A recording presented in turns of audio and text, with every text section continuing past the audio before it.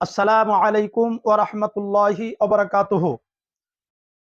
আপনার প্রতি গোসল ফরজ রয়েছে, আপনি গোসল করেননি, নাপাক অবস্থায় আছেন। এই অবস্থায় আপনাকে কেউ সালাম দিলে সেই সালামের উত্তর আপনি দিতে পারবেন? অথবা নাপাক অবস্থায় আপনি কাউকে সালাম করতে পারবেন? প্রিয় দর্শক, এ বিষয় নিয়ে এক ভাই জানতে চেয়েছেন।